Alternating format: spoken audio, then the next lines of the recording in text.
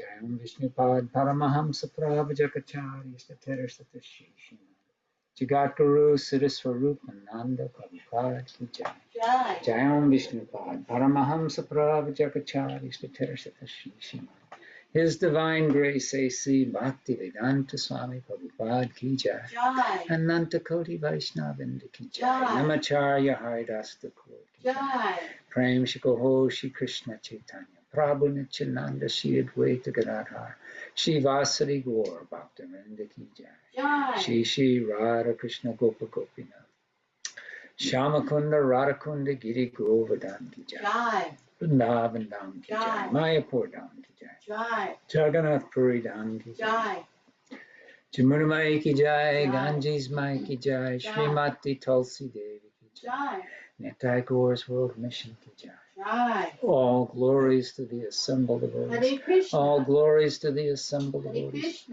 All glories to the assembled devotees. All glories to Shishi Guru and Gauranga, Gaur Premananda, Hari Bol. Namo Vishnu.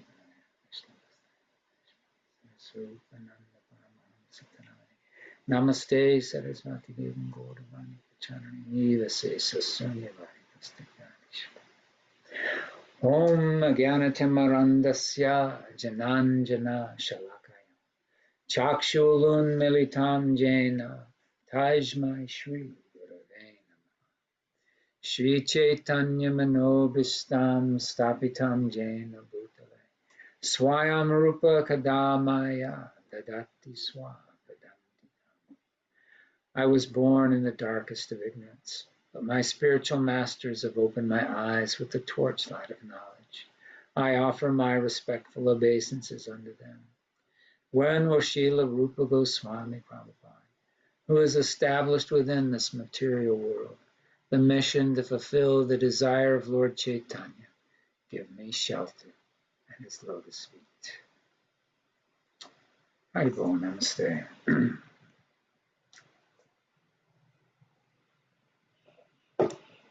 So today, we'll be reading the 24th and final chapter of the 8th canto of the Śrīmad Bhāgavatam by His Divine Grace A.C. Bhaktivedanta Swami Prabhupada, entitled Matsya, the Lord's Fish Incarnation.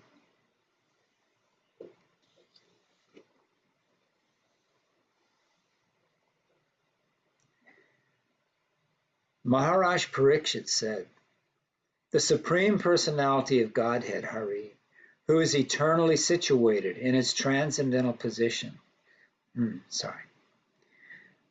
Maharaj Parikshit said, the Supreme Personality of Godhead, Hari, is eternally situated in his transcendental position. Yet, he descends to this material world and manifests himself in various incarnations. His first incarnation was that of a great fish.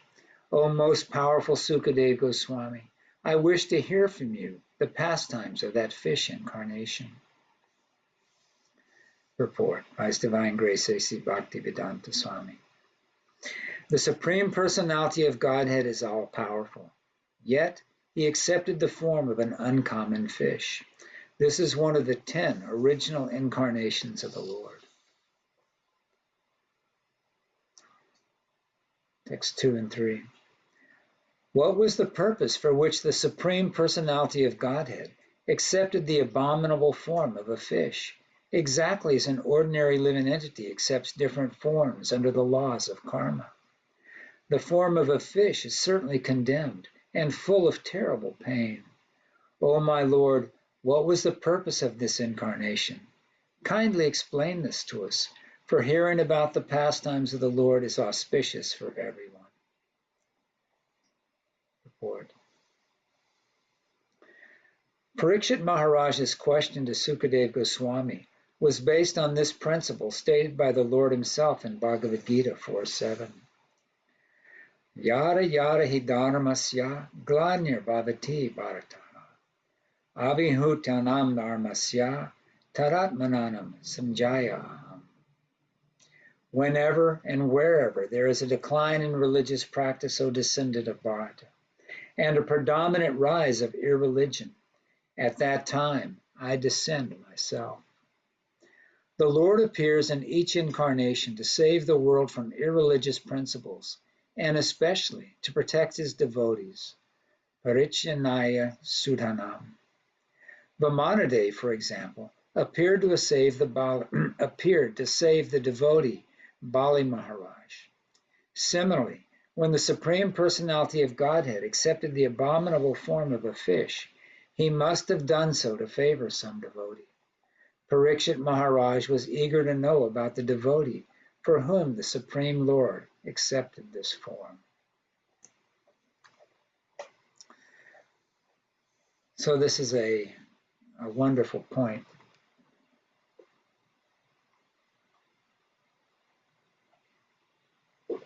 That while there are actually innumerable incarnations of the Supreme Personality of Godhead within the material realm, but they all have one thing in common. And that common denominator for all these incarnations of Krishna is that he appears for the benefit of the conditioned souls in the material world. Krishna has no need to appear in the material world.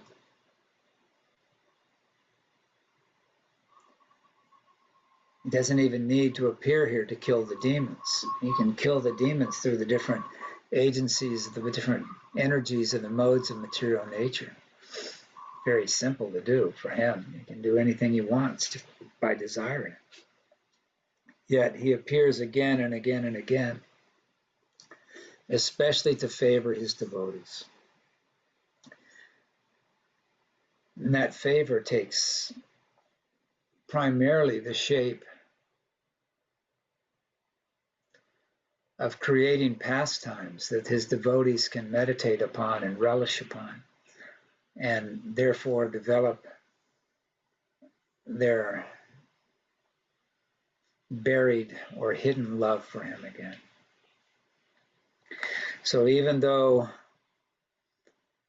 some of these incarnations are in the lower species, so-called species of life, like a fish, because they are incarnations of Krishna, they're still completely transcendental and beyond any kind of defects that we may tend to ascribe to them in the material world. Text 4. Sutta Goswami said, when Parikshit Maharaj thus inquired from Sukadeva Goswami, that most powerful saintly person began describing the pastimes of the Lord's incarnation as a fish. Sri Sukadeva Goswami said, O king, for the sake of protecting the cows, Brahmins, demigods, devotees, the Vedic literature, religious principles, and principles to fulfill the purpose of life, the Supreme Personality of Godhead accepts the forms of incarnations. Purport. The Supreme Personality of Godhead generally appears in various types of incarnations to give protection to the cows and Brahmins. The Lord is described as Go Brahmanya Hitaya Cha. In other words, he is always eager to benefit the cows and Brahmins. When Lord Krishna appeared, he purposefully became a cowherd boy and showed personally how to give protection to the cows and calves. Similarly, he showed respect to Sudama Vipra, a real Brahmin. From the Lord's personal activities, human society should learn how to give protection, specifically to the Brahmins and the cows. Then the protection of religious principles, fulfillment of the aim of life, and protection of Vedic knowledge can be achieved. Without protection of cows, Brahminical culture cannot be maintained, and without Brahminical culture, the aim of life cannot be fulfilled. The Lord, therefore, is described as Go Brahmanya Hitaya, because it is only for the protection of the cows and the Brahmins. Unfortunately, because in Kali Yuga there is no protection of the cows in Brahminical culture, everything is in a precarious position. If human society wants to be exalted, the leaders of society must follow the instructions of Bhagavad Gita and give protection to the cows, the Brahmins, and Brahminical culture. So why is protection of the cows essential to Brahminical culture?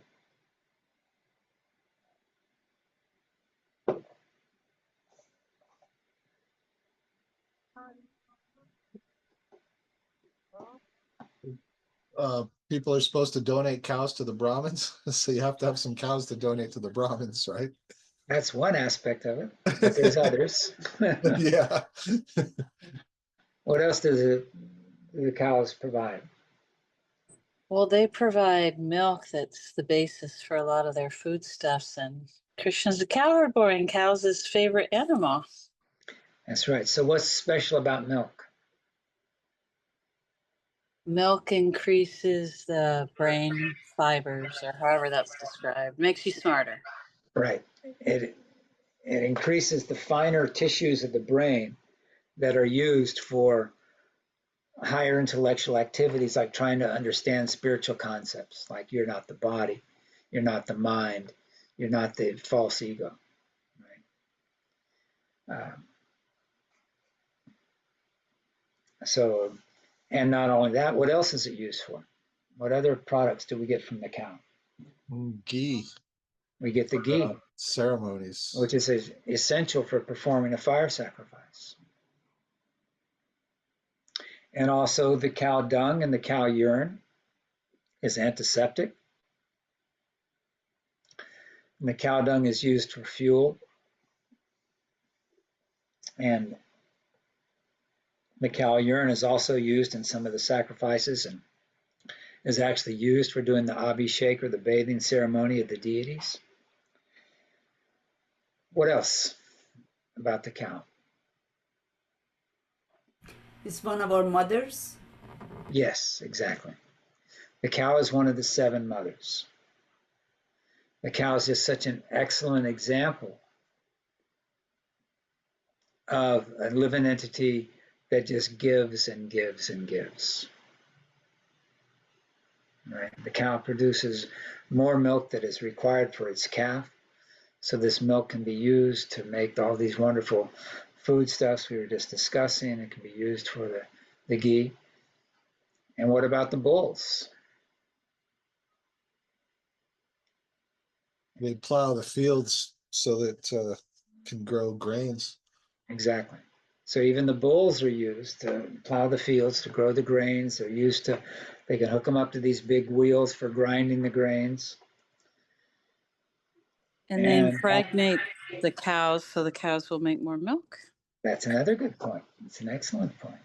So the cows are not just cows, but there are cows and bulls are all considered part of the cow thing. Yeah, that's so important.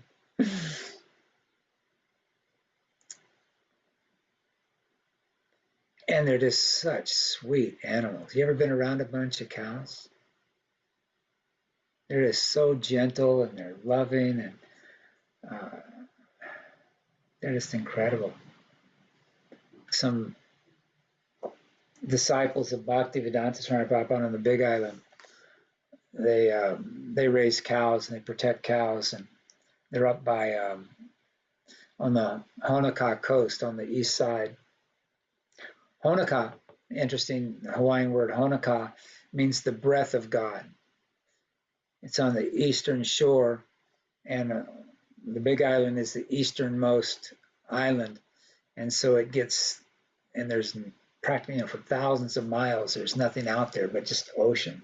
So the air that blows in from those predominant trade winds is just very pure and loaded with negative ions, and so they call it Honoka, is the breath of God.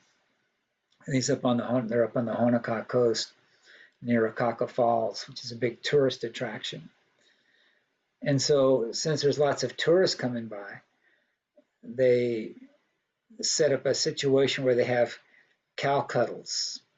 So the tourists can actually stop and come and go in the field with the cows and cuddle the cows and caress the cows and sit with them and try to help them realize that, cows are special creatures and they should be protected and not just slaughtered for the taste of their meat. So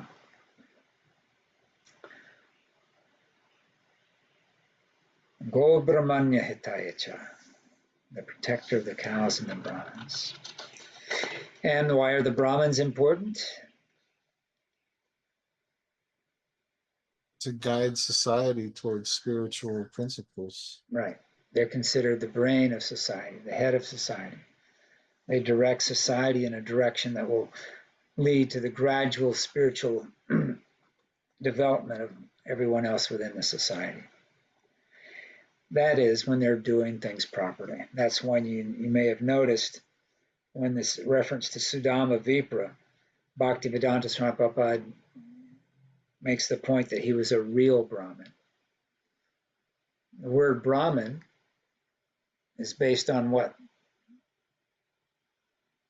Brahman. Brahman, right. Brahman is the impersonal feature, the supreme personality of Godhead. It's the spiritual essence. And so a real Brahmin is one who's interested in spiritual things. So this is what a real Brahmin is. So when we run into the case, just like we just in the chapters of Sukracharya, he was described as a seminal Brahmin, right? He was a Brahmin by birth. His main interest was in the ritualistic Vedic performances that are used to try to attain material gain, right? Elevation to higher planets and this and that. He wasn't what Bhaktivedanta Swami Prabhupada is referring to here as Sudama Vipra, a real Brahmin. Sudama Vipra was, practically speaking, poverty-stricken. He was so poor that he could barely keep his body and soul together. He didn't make enough money. His wife was so concerned. They were both so skinny they could look like sticks almost, yeah? And he had a very chaste and wonderful wife, and she wasn't concerned for herself, but when she saw her husband, how thin he was, and she was very concerned. She said, "You must go see Krishna." And Sudama said, "No, I don't want to bother Krishna. We're doing okay. We're all right. We're not dying, right? We're only right. We're getting what we deserve. We have our karma. We have our, everything is happening due to the mercy of the Lord. We're getting what we need. If we had more opulence, we'd just simply be distracted by it and fall down probably, So he didn't want to do it. But she insisted, and he really did like the idea of going to see Krishna again. He missed Krishna, so he finally agreed. But he said, but we have to take him something, right? We have to find, so that somehow or another they begged some chipped rice. The chipped rice is broken fragment, not even whole grains of rice, but chips of rice that gets broken in the husking process. And he had this little handful of it, and he very carefully tied it within a portion of his cloth, his outer cloth, and took it with him as an offering to Krishna. But he was embarrassed to give it to Krishna. It was so insignificant. When he got the palace where Krishna was staying with Rukmini, and he saw the opulence, and Krishna immediately brought him in and paid his obeisances to Sudama Vipra and washed his feet and sat him down on his bed. And Sudama Vipra was saying, how can I possibly, somebody looking at all the opulence around him, how could I possibly offer this insignificant rice to Krishna? But Krishna, being the super soul, knew exactly what it was there and how he was feeling. He says, so, what have you brought me? You must bring me something, right? You're a friend. You've come to see me. Where's my gift? Teasing his friend. And Sudama was all shy and trying to pretend like he didn't have anything. And Krishna forcibly reached in and opened up the packet of rice and started to eat the chipped rice. And was talking about how wonderful it was. And of course, Sudama was mortified that Krishna was eating this raw chipped rice, But Rukmini stopped Krishna and said, this has been offered with such love and devotion that simply by taking one morsel of it, whoever is offered this is going to be benedicted with the highest material opulences. And so then Sudama left after when he went back, and he never asked Krishna for anything, and Krishna never offered him anything, and he thought, this is very befitting. Krishna knew that if he gave me some material benefit, I would simply fall down from it or whatever. But when he gets home, he finds that this tiny little cottage has been transformed into this amazing palace. And not is it an amazing palace, but it's an airplane palace. And they can fly it anywhere. And so he and his wife got to travel to all these wonderful places. Text 6. Like the air passing through different types of atmosphere, the Supreme Personality of Godhead, although appearing sometimes as a human being and sometimes as a lower animal, is always transcendental.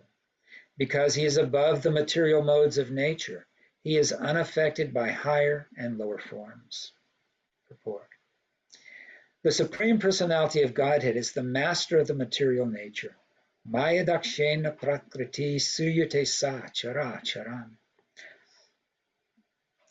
Therefore, being the supreme controller of the material laws of nature, the Lord cannot be under their influence. An example given in this regard is that although the wind blows through many places, the air is not affected by the qualities of those places. Although the air sometimes carries the odor of a filthy place, the air has nothing to do with such a place. Similarly, the Supreme Personality of Godhead, being all good and all auspicious, is never affected by the material modes like an ordinary living entity. Purusha prakriti stiho hi bhagate prakranjan gunan. Bhagavad Gita 13:21. When the living entity is in the material nature, he is affected by its qualities. The Supreme Personality of Godhead, however, is not affected. Disrespectfully, one who does not know this considers the Supreme Personality of Godhead an ordinary living being. Avajanati mam mudha, param bhavam ajanataha.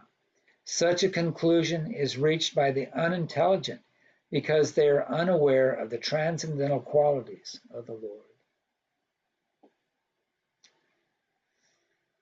And not only are they unaware of the transcendental qualities of the Lord, the conditioned soul has a tendency to criticize others, right? Because we come to this material world to try to imitate Krishna, to try to be number one, to try to have other people glorify us and worship us and appreciate us. Yet, in the core of our hearts, we know that we're insignificant. We know that we have nothing of any real value to offer anyone. And therefore our tendency is, since we're not great in ourselves, we have to try to diminish others so that we appear great in comparison to them. So there's this tendency to even apply this to the incarnations of God. And when Krishna is here, we saw that, right? And so many dealings, so many people are unable to appreciate Krishna's transcendental position. I saw Krishna as an ordinary personality that they thought that they could surpass in their strength or their intelligence or whatever. Yet they were always defeated. Text 7. O King Parikshit, at the end of the past millennium, at the end of Brahma's day, because Lord Brahma sleeps during the night, annihilation took place, and the three worlds were covered by the water of the ocean. At the end of Brahma's day, when Brahma felt sleepy and desired to lie down, the Vedas were emanating from his mouth, and the great demon named Hayagriva stole the Vedic knowledge. Understanding the acts of the great demon Hayagriva, the Supreme Personality of Godhead Hari, who is full of all opulences, assumed the form of a fish and saved the Vedas by killing the demon. Purport. Because everything was inundated by water, to save the Vedas it was necessary for the Lord to assume the form of a fish. Now, of course, it wasn't really necessary for the Lord to assume the form of a fish. But because of our limited understanding and our limited intelligence, we're thinking, oh, if it's full of water, you got to be a fish or some kind of aquatic to be able to do something. So Krishna, in order to make it easier for us to accept, his incarnation appeared in the form of a fish. It was easier for us to grasp that kind of logic. Text 10. During the Chakshusha Manvantara, there was a great king named Satyavrata, who was a great devotee of the Supreme Personality of Godhead. Satyavrata performed austerities by sustaining only on water. By subsisting only on water. Purport. The Lord assumed one fish incarnation to save the Vedas at the beginning of the Swayambhuva Manvantara, and at the end of the Chakshusha Manvantara, the Lord again assumed the form of a fish, just to favor the great king named Satyavrata. As there are two incarnations of Varaha, there are also two incarnations of fish. The Lord appeared as one fish incarnation to save the Vedas by killing Hayagriva, and he assumed the other fish incarnation to show favor to King Satyavrata. 11.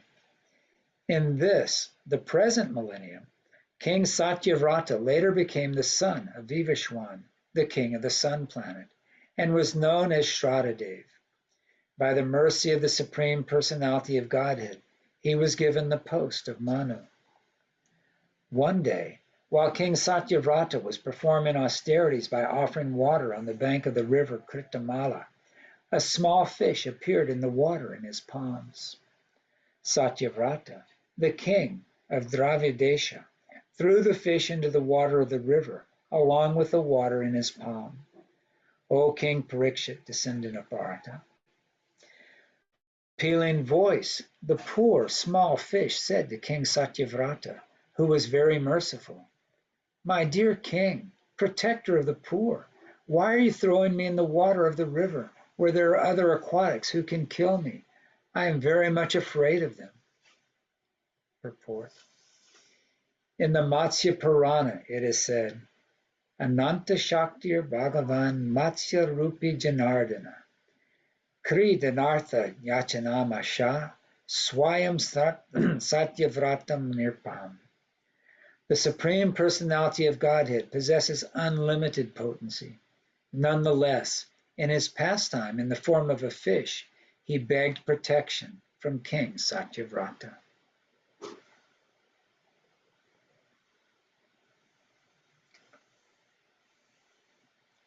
So Krishna is well aware of the fact that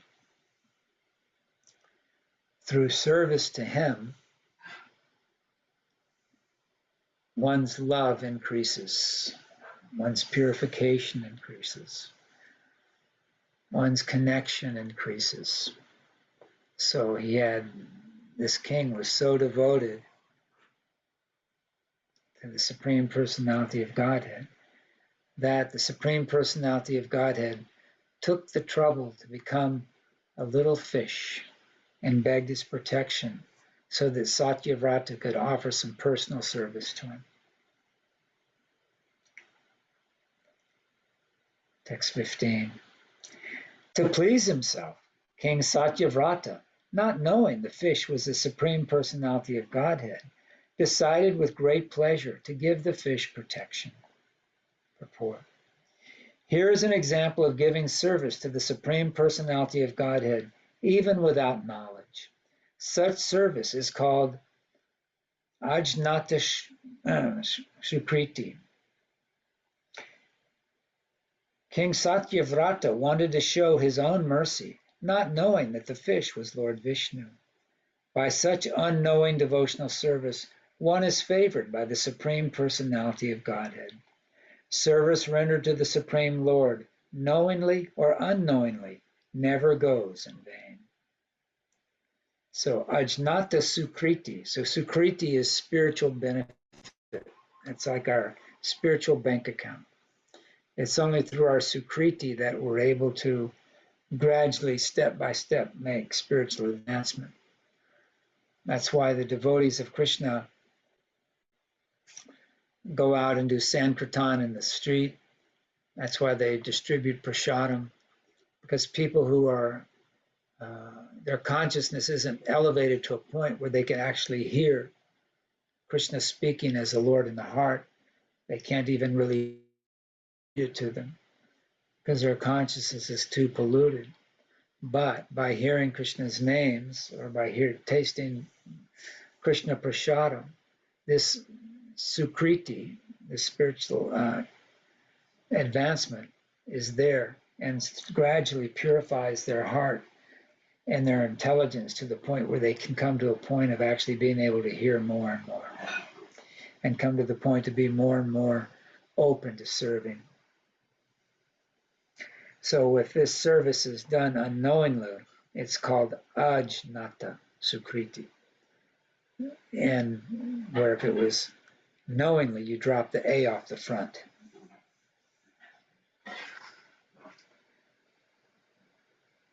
Text 16.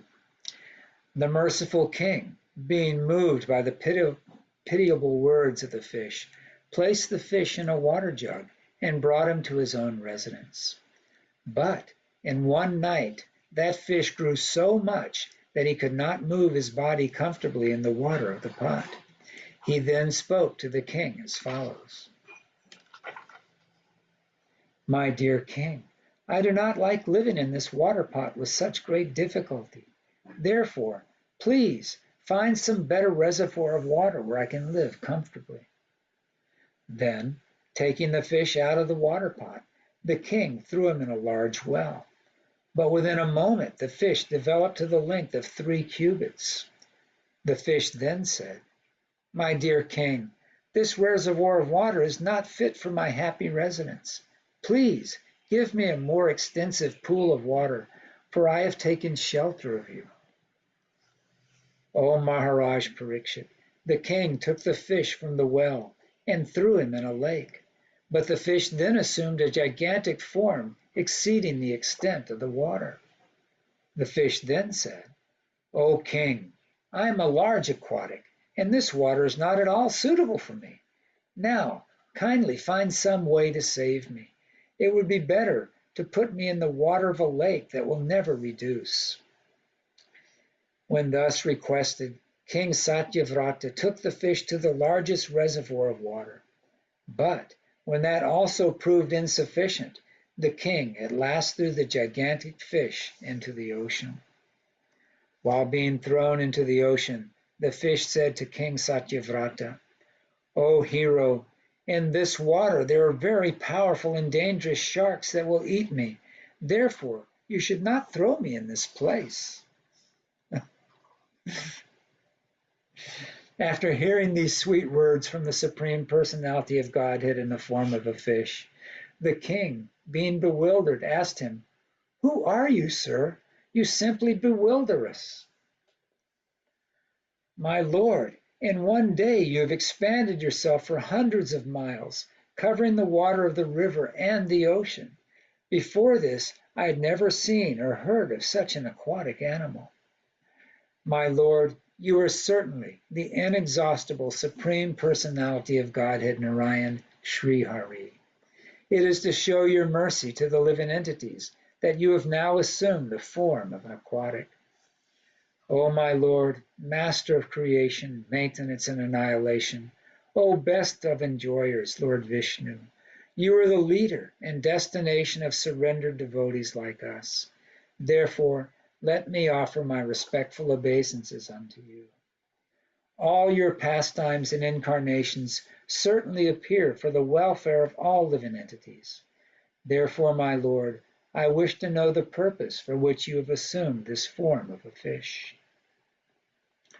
O my Lord, possessing eyes like the petals of a lotus, the worship of the demigods, who are in the bodily concept of life, is fruitless in all respects.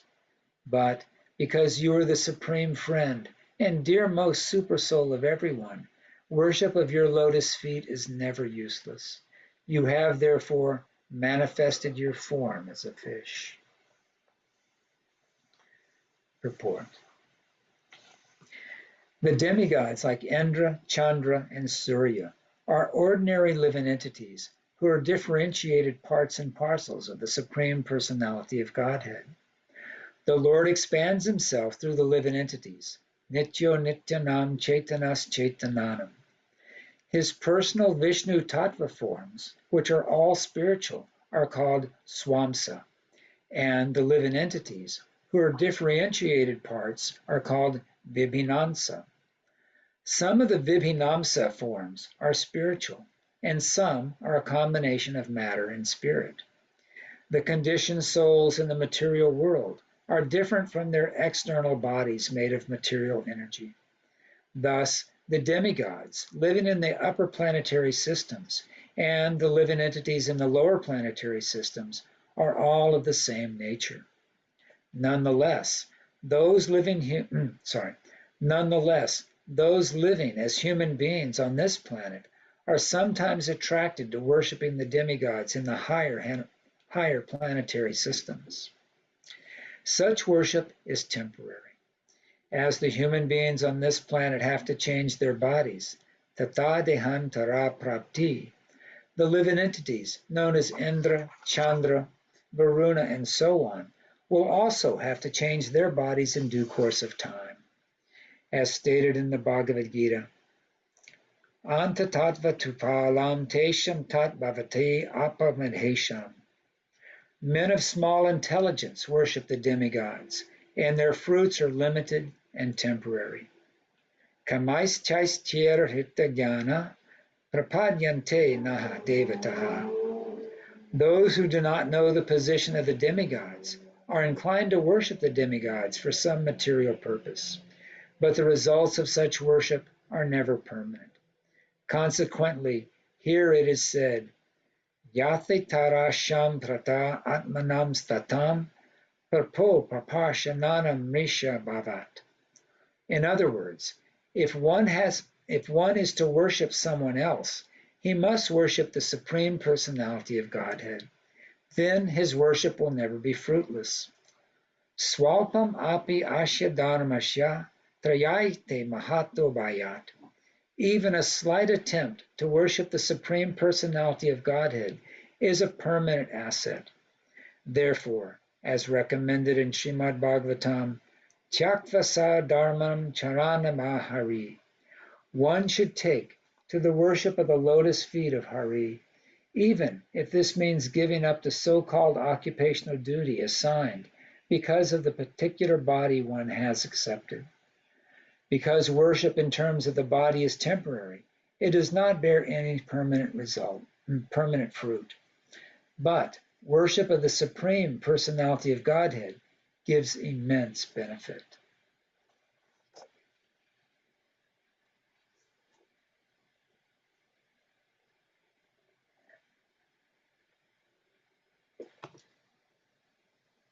So how did he come to the conclusion that he was dealing with the Supreme Personality of Godhead and not just some powerful demigod?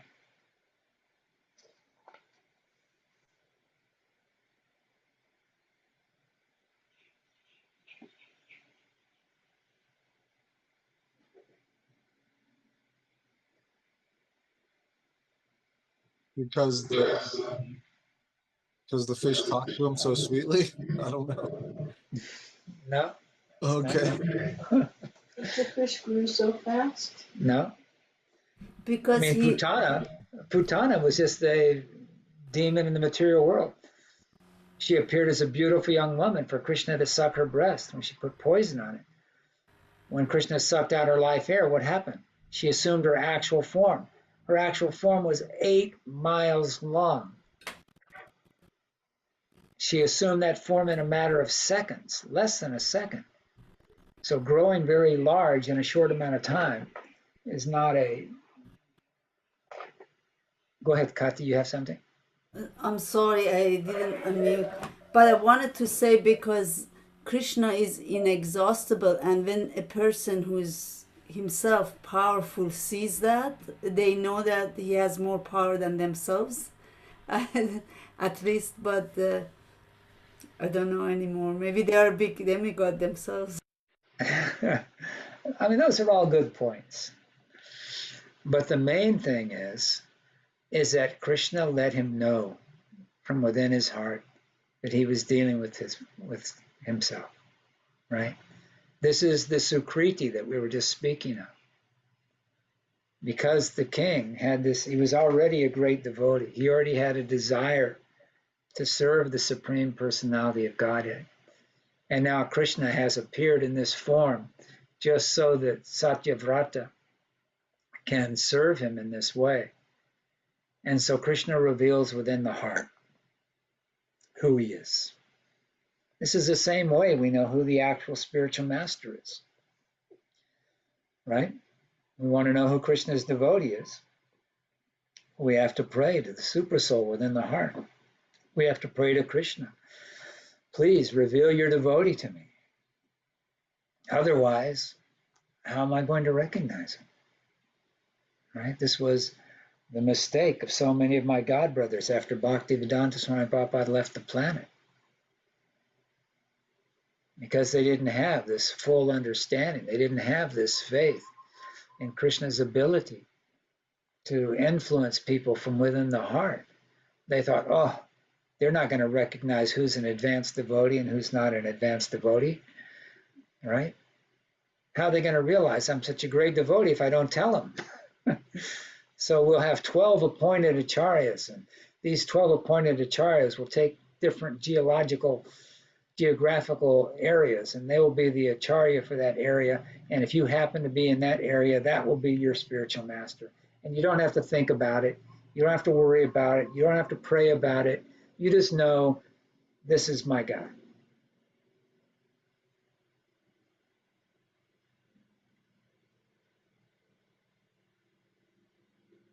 Right? This was very demoniac.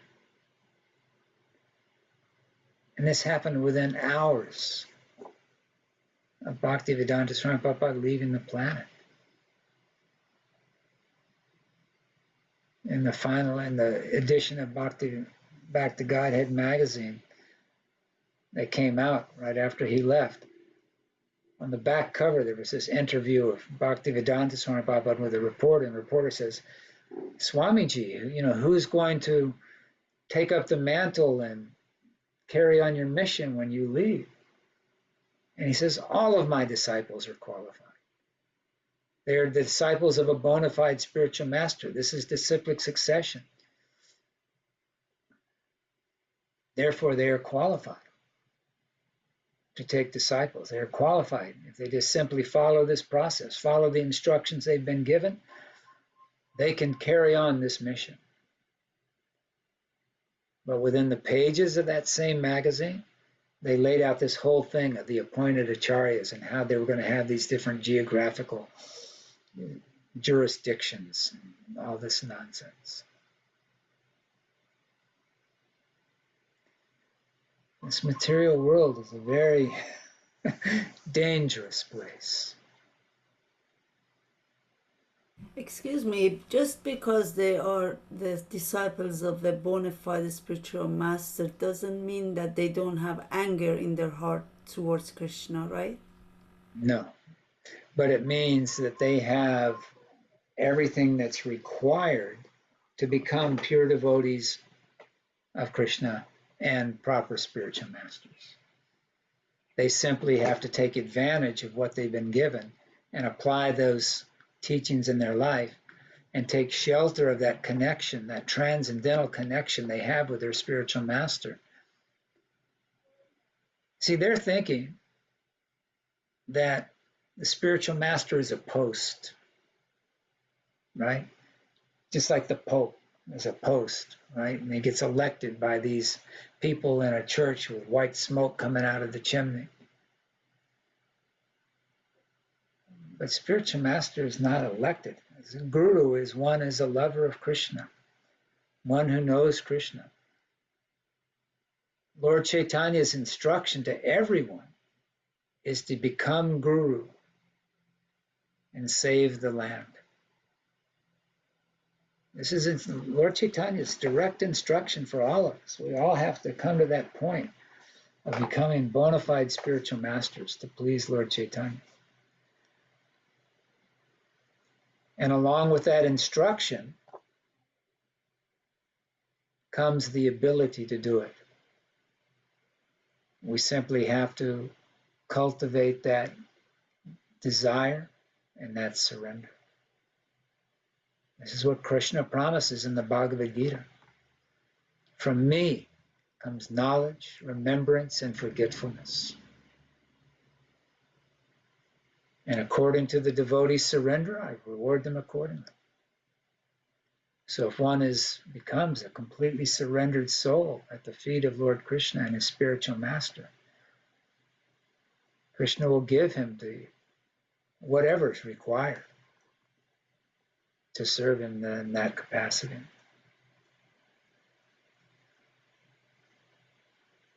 It's not like that we have to think that I have to become great, I have to do this, I have to do that. No, Krishna is the transcendental energy there. Krishna is the answer. You simply have to be the spiritual master is known as the transparent via medium. You know what a transparent via medium is? It's a piece of glass that you can see through clearly, like the lens on this camera, right? If I was to take a bunch of dirty water and stuff and put it all over the lens of this camera, it'd be very difficult to see me. But because the lens is clear, it's a transparent via medium, you can see clearly what's here. But the glass isn't the thing, right? It's just a medium to see what's going on. Spiritual master is passing Krishna on without any contamination, any kind of interference, any kind of contamination. So, because Satyavrata had this desire to serve the Lord and to know the Lord, then he was able to hear Krishna within his heart and know, this is my dear Lord right here in front of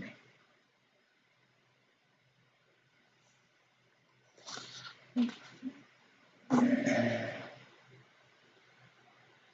Otherwise, how do you relate to Krishna? How do you relate to your deities that you have on your altar? Right? They appear to be just stone or wood or paint.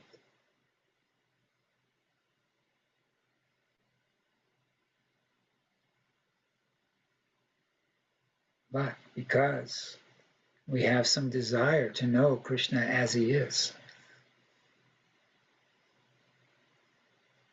we have the pure devotee inviting us to come and have this relationship with Krishna, and he's intervening on our behalf. We have this introduction to Krishna in that way. By accepting the service of the spiritual master, then we're able to enter into that world. And the Archa Vigraha of Krishna is non-different from Krishna, just like the names of Krishna are non-different than Krishna. You can have Krishna living in your home. You can wake him up in the morning. You can cook breakfast for him. You can offer him nice flowers and incense and wash his feet. You can have your personal audience with Krishna whenever you like. Problem is we don't like. Yeah. Is it Still think there's something else that we want. And this something else is going to make us happy. Something else is going to satisfy us. Krishna is there. He's inviting us. Here I am. I love you. is it Come also reciprocally. sorry, is it also fair to say that the need of the living entity to have Krishna also helps the living entity to recognize that that's Krishna, kind of like it's also Krishna within the heart lets him know, but also the living entity knows that he needs Krishna. Yeah. Like, yeah. Yeah, because you're searching, right? The intelligent living entity does. But it's, if you read that wonderful prayer that Bhaktivedanta Swami Prabhupada wrote when he landed at the Boston Harbor back in September, was it 18th, 1965? He stated in that prayer that how are these people going to be able to understand your message? Right? You've covered them up with illusion, with your illusory energy. But because you're the one that's covered them, it's your desire that they're covered up. It's your desire that they're covered up because that's what they desire. But if you desire for them to be able to hear and see, then that can be, then you can make my words in such a way that they will be able to hear and understand. So yes, I mean, one of his disciples once asked Bhaktivedanta Swami Prabhupada why he waited so long to come to America. He says, because you were not ready for me yet.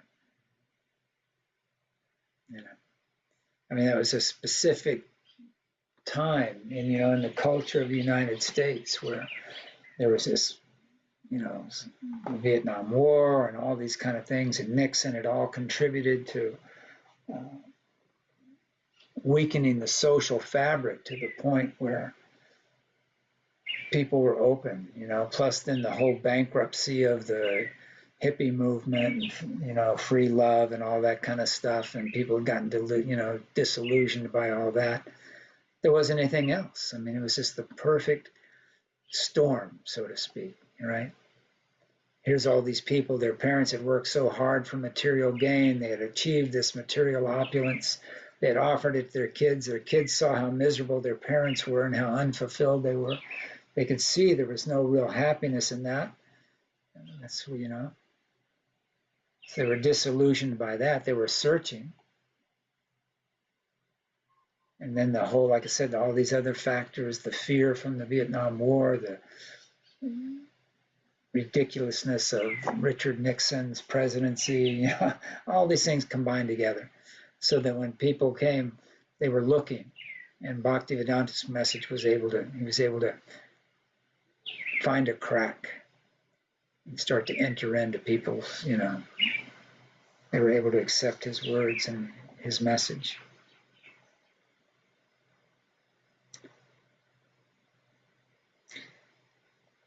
Text 31. Sukadev Goswami said, when King Satyavrata spoke in this way, the Supreme Personality of Godhead, who at the end of the Yuga had assumed the form of a fish to benefit his devotee and enjoy his pastimes in the water of inundation, responded as follows.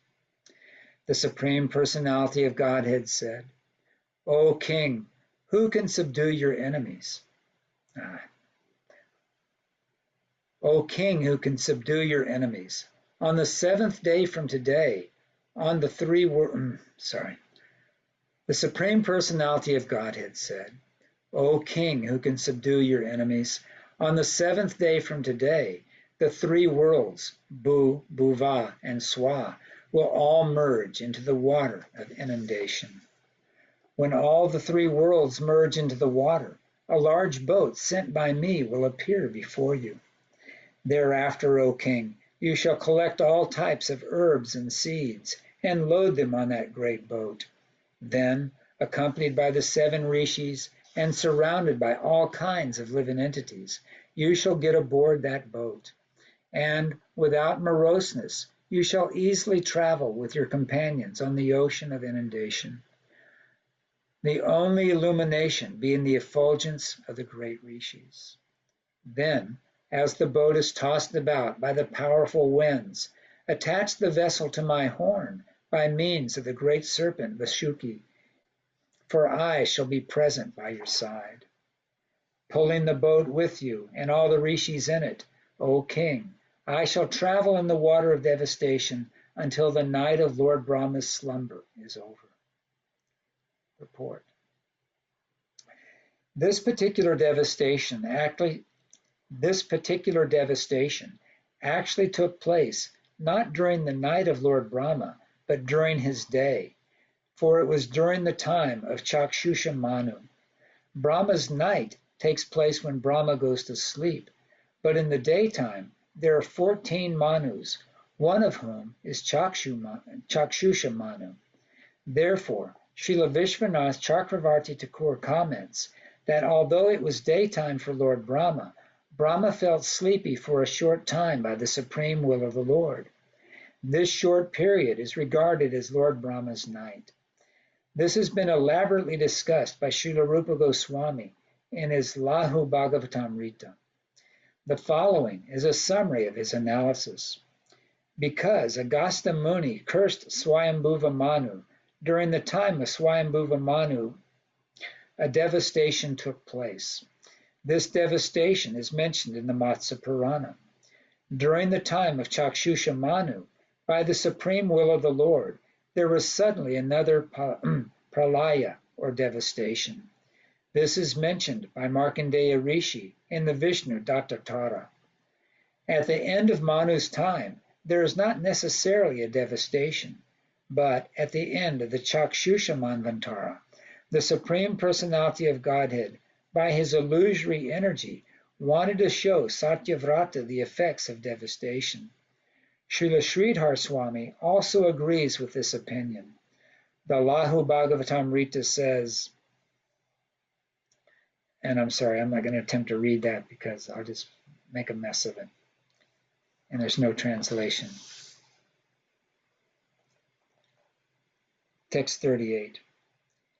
You will be thoroughly advised and favored by me, and because of your inquiries, everything about my glories, which are known as Parabrahman, will be manifest within your heart. Thus, you will know everything about me. Purport. As stated in Bhagavad Gita 15:15, Sarvasya chaham hriday sanavishto matishmiti janam apananam cha. The Supreme Personality of Godhead Paramatma is situated in everyone's heart, and from him come remembrance, knowledge, and forgetfulness. The Lord reveals himself in proportion to one's surrender. Ye yatha mam prapayante tam statavaiva bhavanti aham. In responsive cooperation, the Lord reveals himself in proportion to one's surrender. That which is revealed to one who fully surrenders is different from what is revealed to one who surrenders partially. Everyone naturally surrenders to the Supreme Personality of Godhead, either directly or indirectly. The conditioned soul surrenders to the laws of nature and material existence. But when one fully surrenders to the Lord, material nature does not act upon him. Such a fully surrendered soul is favored by the Supreme Personality of Godhead directly. Mam eva ye prapadyante, mayam itam tatarante te.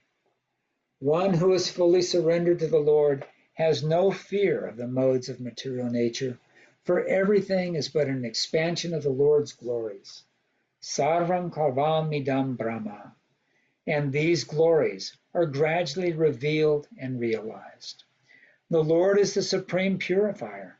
Param Brahma Param Dhamma Pavitram Paramam Bhavam. The more one is purified and the more he wants to know about the Supreme, the more the Lord reveals to him. Full knowledge of Brahman, Paramatma, and Bhagavan is revealed to the pure devotees. The Lord says in Bhagavad Gita 10:11, out of compassion for them, I, dwelling in their hearts, destroy with a shining lamp of knowledge the darkness born of ignorance. Right? That's what we were just discussing. Text 39. After thus instructing the king, the Supreme Personality of Godhead immediately disappeared. Then King Satyavrata began to wait for that time of which the Lord had instructed. After spreading Kusha with its tips pointing east, the saintly king, himself facing northeast, sat down on the grass and began to meditate upon the Supreme Personality of Godhead Vishnu, who had assumed the form of a fish.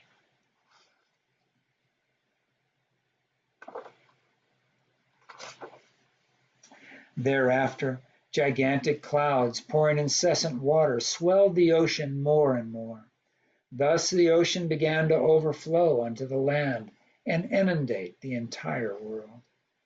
As Satyavrata remembered the order of the Supreme Personality of Godhead, he saw a boat coming near him. Thus he collected herbs and creepers, and accompanied by saintly Brahmins, he got aboard the boat. The saintly Brahmins, being pleased with the king, said to him, O king, please meditate upon the Supreme Personality of Godhead Keshava. He will save us from this impending danger and arrange for our well-being. Then, while the king constantly meditated upon the Supreme Personality of Godhead, a large golden fish appeared in the ocean of inundation. The fish had one horn and was 8 million miles long. Following the instructions formally given by the Supreme Personality of Godhead, the king anchored the boat to the fish's horn using the serpent Lashuki as a rope. Thus being satisfied, he began offering prayers to the Lord.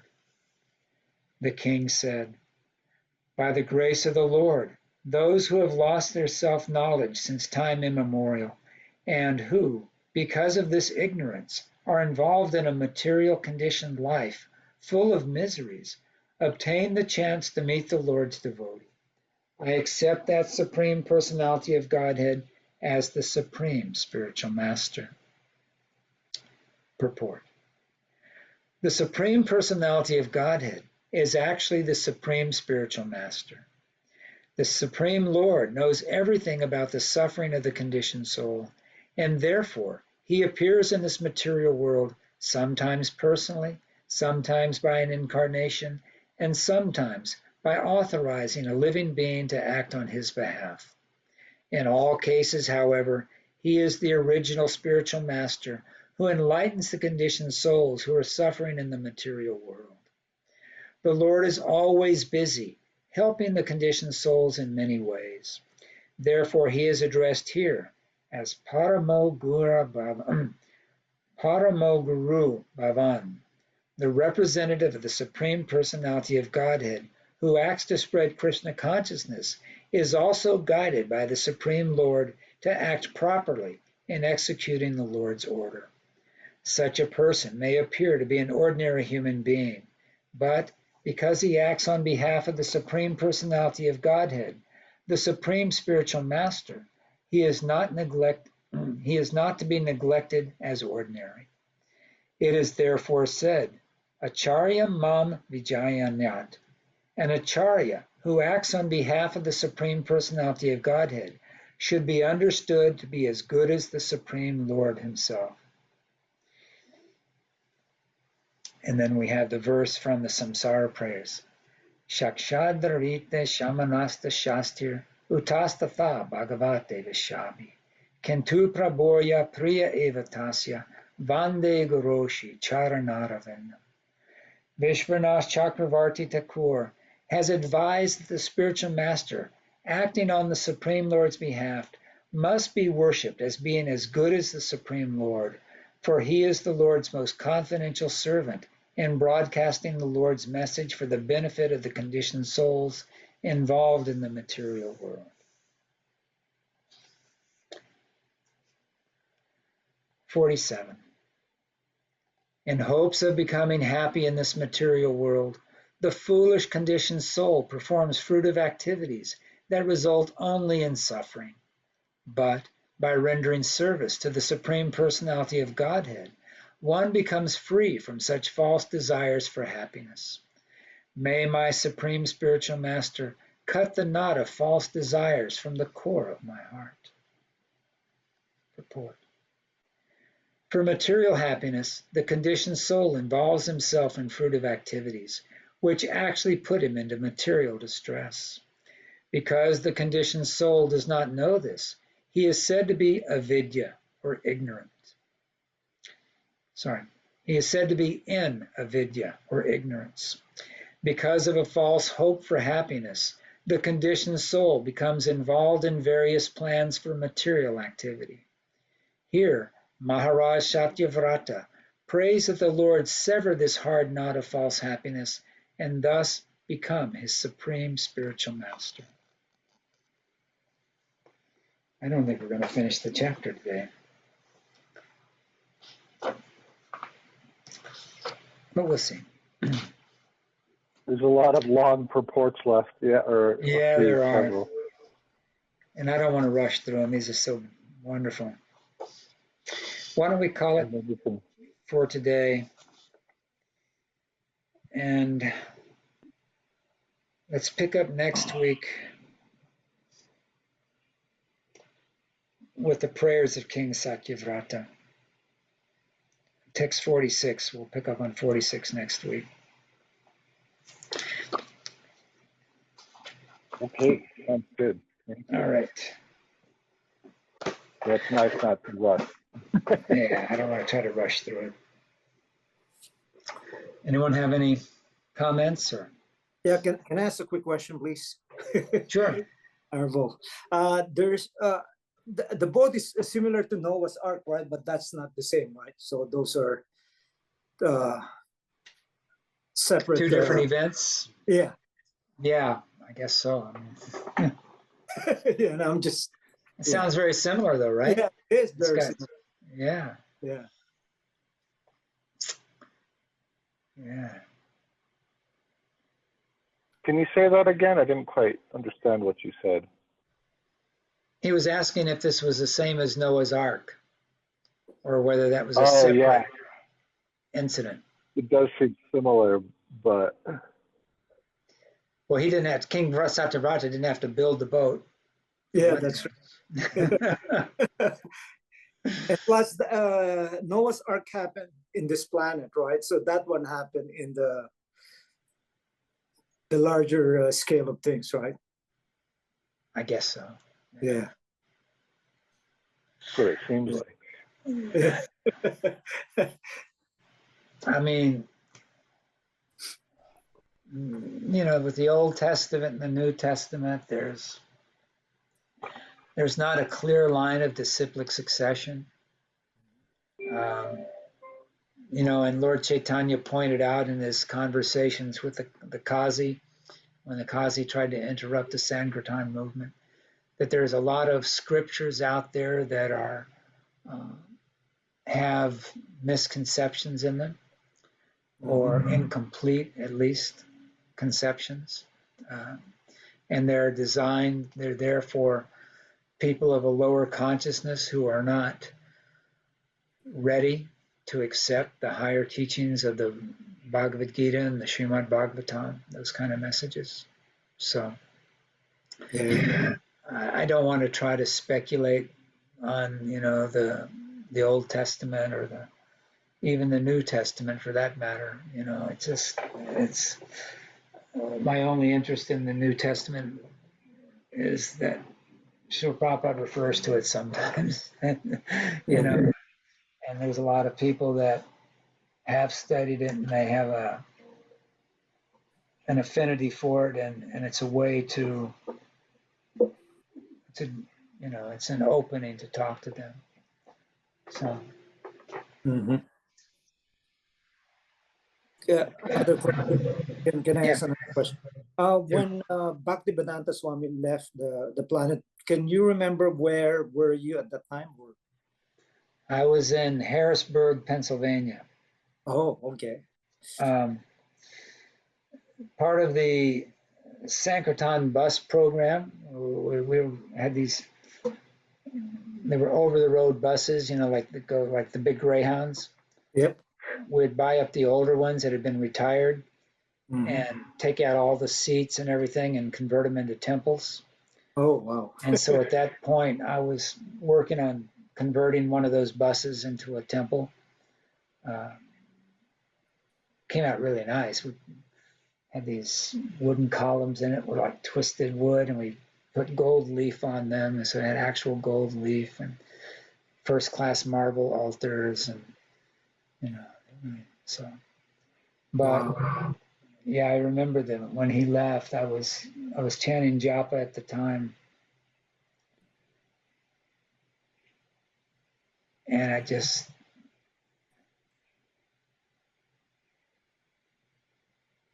had this incredible awareness within me that he had left.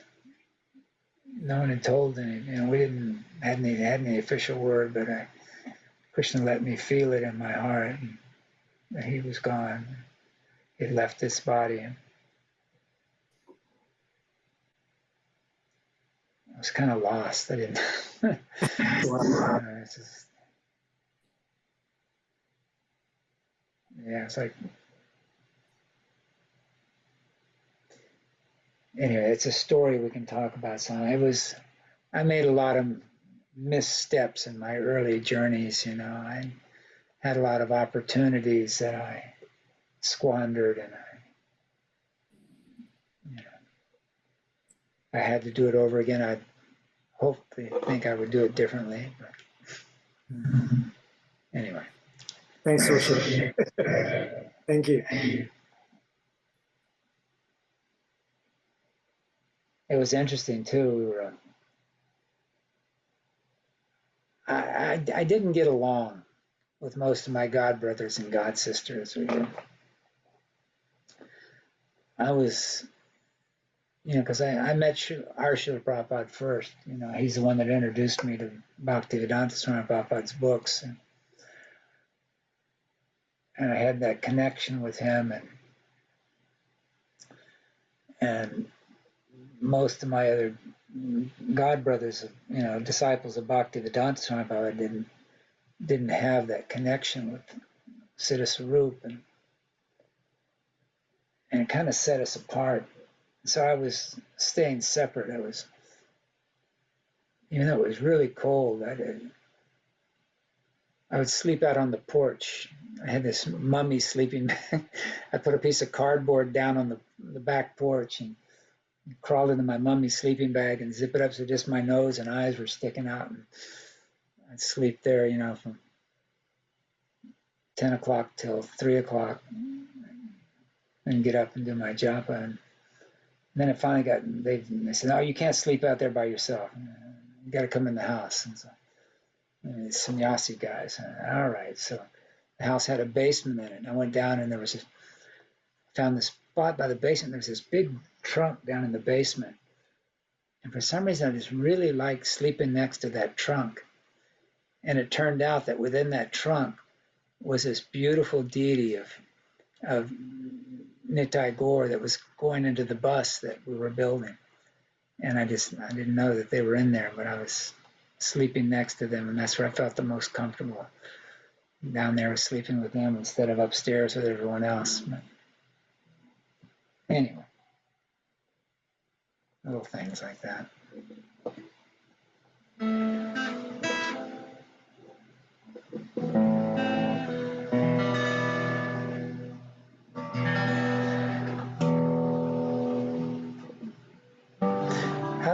What's that tune we were doing this morning?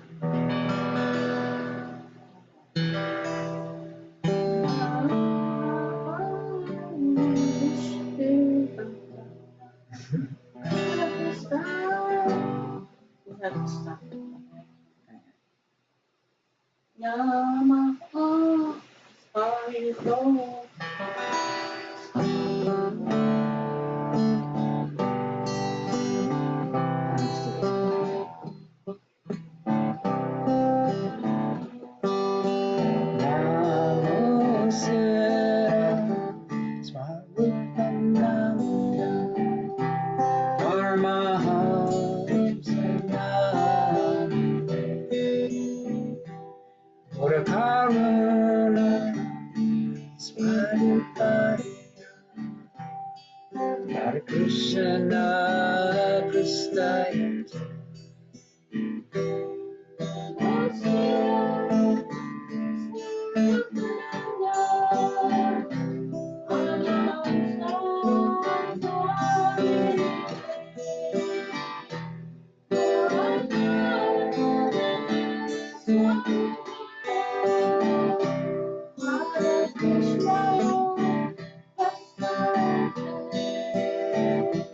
Namaste Saraswati Devam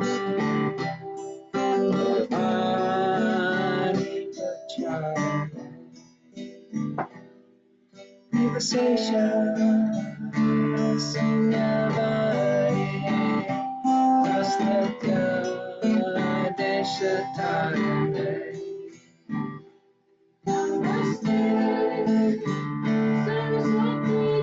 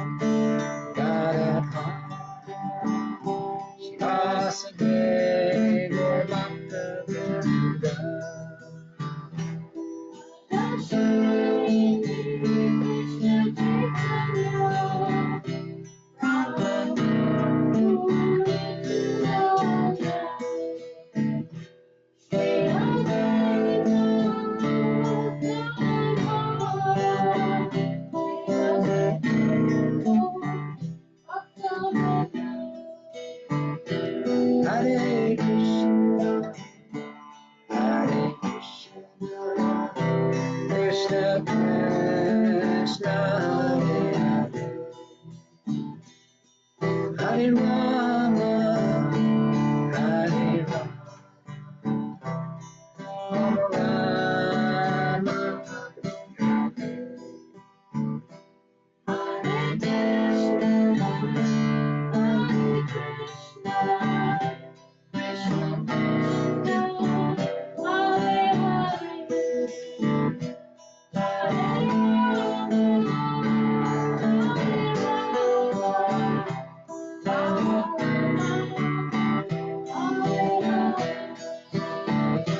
Jaya Jaya, Śrīmad Bhāgavatam, Jaya Jaya.